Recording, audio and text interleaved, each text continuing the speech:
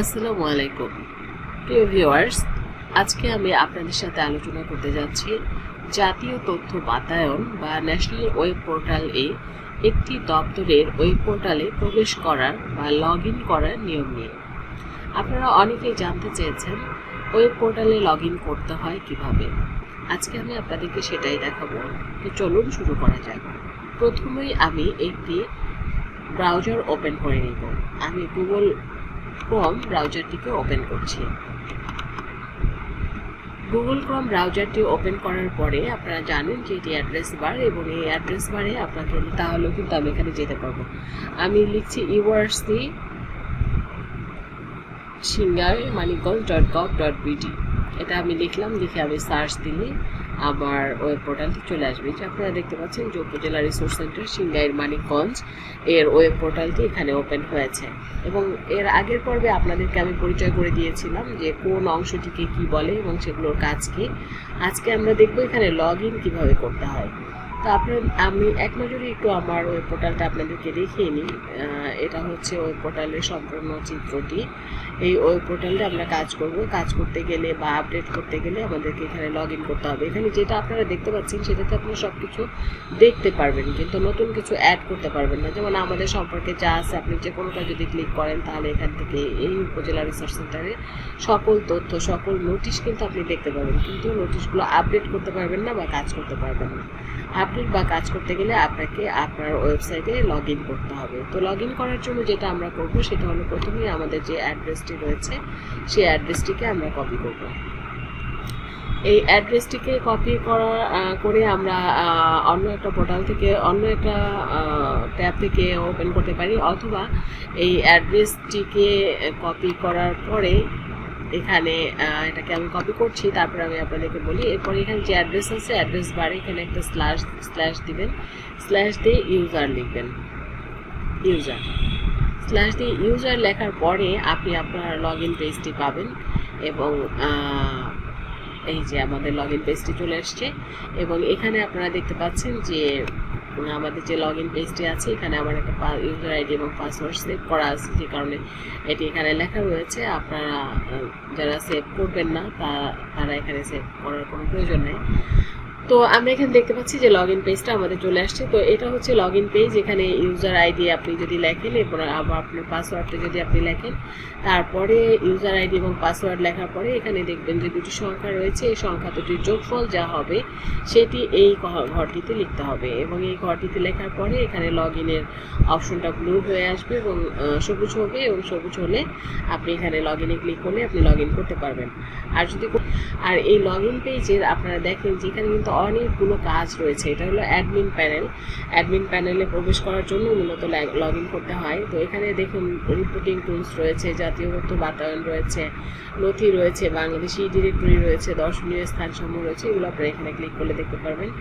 ব্যবহারের জন্য এখানে সহায়িকা দেওয়া আছে, ইউজার গাইডলাইন দেওয়া আছে, ভিডিও টিউটোরিয়াল দেওয়া আছে, অনলাইন কোর্স দেওয়া আছে, জাতীয় তথ্য বাতায়নের গুরুত্বপূর্ণ ডকুমেন্ট সমূহ এখানে দেওয়া আছে। এবং আমার অ্যাডমিনিস্ট্রেটিভ এরিয়াতে যাই, এবং সাপোর্ট সংক্রান্ত এখানে অনেকগুলো নাম্বার দেওয়া আছে, যে নাম্বারগুলোর মাধ্যমে আপনারা আপনাদের যে কোনো সমস্যার সমাধান করতে পারবেন। এবং ফাইনালি এখানে একটি ফেসবুক গ্রুপ, জাতীয় তথ্য বাতায়নের ফেসবুক গ্রুপ দেওয়া আছে, যেটি সাহায্য নিয়েও আপনারা কিন্তু লগ ইন করতে পারবেন। তো এখানে আমরা একটু দেখি যে লগ ইনটা আসলে আমরা কীভাবে করব। আমরা এখানে প্রথমে আমাদের ইউজার আইডিটি লিখব। তো আমি আমার ইউজার লিখবেন, কারণ ইউজার আইডি যদি ভুল হয় তাহলে কিন্তু আপনাদের এই সাইটে আপনারা প্রবেশ করতে পারবেন না। তো সেই জন্য আমি একটু আগে যেটা কপি করেছিলাম সেই কপিটাকে এখানে আমি পেস্ট করে দিতে পারি, এটাই আমাদের জন্য সহজ হবে। এবং কপিটা যখন আমরা পেস্ট করব তখন এখানে আপনারা দেখুন যে HTTP লেখার পরে যে স্ল্যাশ দুটো দেওয়া আছে সেই পর্যন্ত ডিলিট করে দিতে হবে, এবং এই পাশ থেকে যে স্ল্যাশটা দেওয়া আছে এইটাকেও ডিলিট করে দিতে হবে। এই হয়ে গেল আপনার ইউজার আইডি, এবং আপনার পাসওয়ার্ডটা আপনি লিখবেন। আপনার যে পাসওয়ার্ডটি আছে সেটি আপনি লিখবেন। আমার পাসওয়ার্ডটিকে আমি লিখছি। পাসওয়ার্ডটি লেখার পরে আপনাদের যেটি কাজ করতে হবে সেটা হলো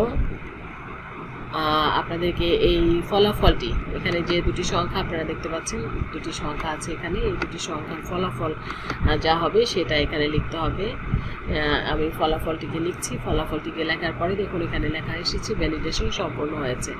এবার ভ্যালিডেশন সম্পূর্ণ হওয়ার পরে এখানে লগ ইনে ক্লিক করলেই আপনি লগ ইন করতে পারবেন। তো আমি লগ ইনে ক্লিক করছি। লগ ইনে ক্লিক করার পরে আমরা দেখতে পাচ্ছি যে এখানে আমাদের পাসওয়ার্ড ডাজ নট ম্যাচ, পাসওয়ার্ডটি ভুল হয়েছে। তো পাসওয়ার্ডটি যদি ভুল হয় আর আপনার যদি পাসওয়ার্ড মনে না থাকে, তাহলে আপনারা যেটি করতে পারেন পাসওয়ার্ড রিসেট করতে পারেন। পাসওয়ার্ড রিসেট করার জন্য এখানে ক্লিক করবেন। ক্লিক করার পরে আপনাকে এখানে আপনার ইমেল অ্যাড্রেসটা দিতে হবে এবং ইমেল অ্যাড্রেসটা দেওয়ার পরে আপনি এই পাসওয়ার্ডটাকে রিস্টোর করতে পারবেন। আর যেহেতু আমার পাসওয়ার্ডটা মনে আছে, আমি হয়তো টাইপ করতে ভুল করেছি, সেই জন্য এরকম হয়েছে। তো আমি রিসেট করছি না। অথবা এখানেই যদি আপনি ক্লিক করেন তাহলে আপনার যে সংখ্যাটা এখানে আসছে সেই সংখ্যাটাকে আপনি রিসেট করতে পারবেন। এখান থেকে সংখ্যাটাকে আপনি রিসেট করতে পারবেন। তো আমরা আবার একটু ট্রাই করি। আমাদের ইউজার আইডি এবং পাসওয়ার্ড আমার এখানে সেভ করাই ছিল, আমি একটু সেটাকেই দিয়ে নিলাম। আপনারা যদি সেভ করে রাখেন আপনারা সহজেই প্রবেশ করতে পারবেন। এবং আমি সংখ্যাটা এখানে যোগ করে দিলাম। দেওয়ার পরে আমি আবার লগ ইন দিলাম এবং আশা করি যে এবার লগ ইনটা হয়ে যাবে। তো আমাদের অ্যাডমিনিস্ট্রেশন যে প্যানেল, সেখানে আমরা প্রবেশ করেছি। এখানে আপনারা দেখতে পাচ্ছেন যে আপনাদেরকে ওয়েলকাম জানানো হচ্ছে এবং এখানে আপনার ওয়েব পোর্টালের অ্যাড্রেসটি রয়েছে, এখানে ড্যাশবোর্ড রয়েছে, এখানে সাইট ম্যানেজার রয়েছে, এখানে ইউজার, রিপোর্ট পোর্টাল এবং ভিউ সাইট সব কিছু রয়েছে। এখানে ক্লিক করলে আপনি আপনার সাইটটিকে দেখতে পাবেন। আর এখান থেকে যদি আপনি ভেতরে প্রবেশ করতে চান তাহলে কি করতে হবে সেটা নিয়ে আমি পরবর্তী পর্বে আপনাদের সাথে কথা বলবো। তা জাস্ট এখানে গো ক্লিক করলে আপনি ভেতরে ঢুকে যাবেন। কিন্তু আমরা আরেকটি কাজ যেটা করব সেটা খুবই গুরুত্বপূর্ণ। এবং আপনারা যখন আপনাদের ওয়েবসাইটে প্রবেশ করবেন তখন অবশ্যই আপনাদেরকে একটা কমন পাসওয়ার্ড দেওয়া হবে।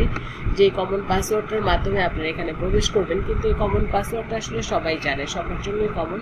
সেই জন্য আপনাকে এখানে ঢুকে প্রথমে যে কাজটি করতে হবে সেটি হলো আপনার পাসওয়ার্ডটি চেঞ্জ করতে হবে।